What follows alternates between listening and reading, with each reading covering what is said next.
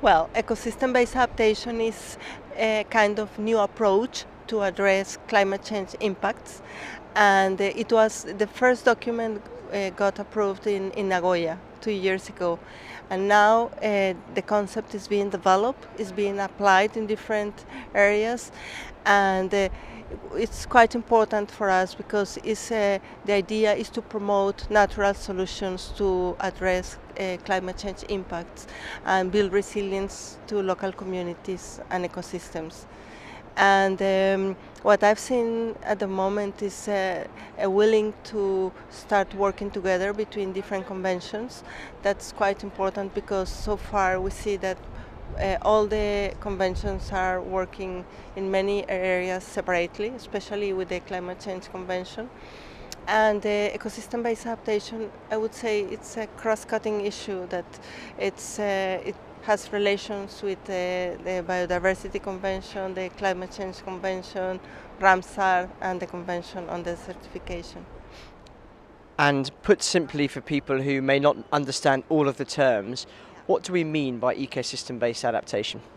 Ecosystem-based adaptation, it's a way to address climate change impacts. That means that whenever we have impacts of climate change, you know that every time we are facing extreme events, for example, in areas like Latin America. I come from Colombia in Latin America, and there we are facing very recurrent, for example, El Niño or La Niña. That means that in some years we have floodings, and next year we have a dry year. So this recurrence of extreme events make difficult for local people to get, for example, food or to get water security, and even they are in many occasions at risk with disasters or this kind of events. So ecosystem-based adaptation, it's oriented to, in a certain way, to address these climate change impacts, restoring, for example, the ecosystem services, the natural infrastructure, re-establishing, for example, the original rivers or ways in which the rivers used to flow, for example, restoring the vegetation, restoring the capacity of the ecosystems to deliver basic ecosystem services. So ecosystem-based adaptation is about ecosystems, but also is about people. It's oriented to people because at the end we are the ones who have to survive, no? We are looking for survival. The other species, as we know from the whole history of the planet, some of them they disappear from the face of the earth, and we are the ones who care about adapting to climate change. And a big part of the talks this week is that one of those wonderful terms called resource mobilization, but I suspect that just means the cash. Is ecosystem-based adaptation, are we talking about a fairly affordable way of adapting to and preparing for changes in the climate? I would say yes. Ecosystem-based adaptation, it's a cost-effective way to adapt to climate change. But the problem is that you see the results in many cases in the long term. And as you know, the way in which we evaluate the ecosystems, we evaluate all the process, we don't get results in the short term. So the economy that is behind EBA or that is behind adaptation is looking for results in the short term. And in many cases, for example, when you have a flooding and you need to act quickly, you need to do something with the local population, in several cases is, I would say, easier to build or rebuild a channel instead of restoring, for example, the original streams, or restoring mangroves, or restoring ecosystems. And the results, you will find them only in the long term.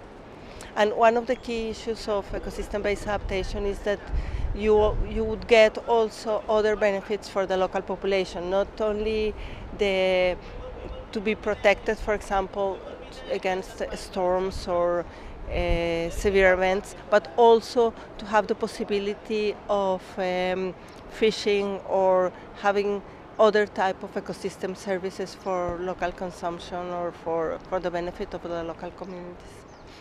And how ambitious do we have to be in terms of this kind of strategy? Are we talking about projects all around the world? Are we how urgent is this, and how big do you sense this particular way of adapting needs to be?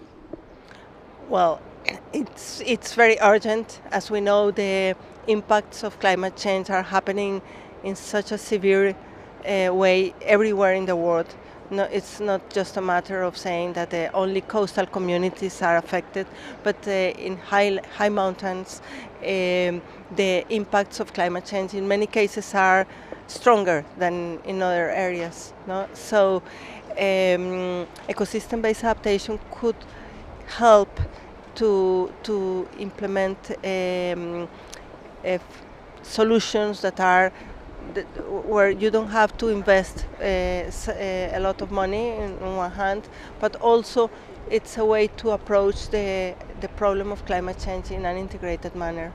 So unfortunately, it's a concept that is it was just recently developed 2 years ago, and we don't have a special funding for that, and the funding comes mainly from the Climate Change Convention and the Climate Change Fund that will start very soon, or already started, but there is not any specific funding for EBA. It's a funding for adaptation, because according to the convention, countries, they decide what they want to do according to the national circumstances and also according to their own capacities. But I think that it's important to promote this idea of EBA, because it's the only way to restore and to guarantee that local people can adapt to climate change. And so finally, we will really, from what I'm guessing, from hearing from you, we'll really find out the funds for this in Doha later this year at the Climate Change Conference. That will be the point where we find out how many projects can be released and ahead. Yeah, what I said is that there are not specific funds for EBA. The idea and what we have in mind is to promote this approach, because the countries, they are the ones who decide what kind of approach to adaptation is better. And ecosystem-based adaptation, it's a learning by doing process. We want to promote different actions than, for example, developing only engineering solutions. We don't say that it's bad to build a seawall or things like this, but what is really important is to keep in mind an integrated approach to adaptation and guarantee that maladaptation is not a consequence of the implementation of any adaptation action.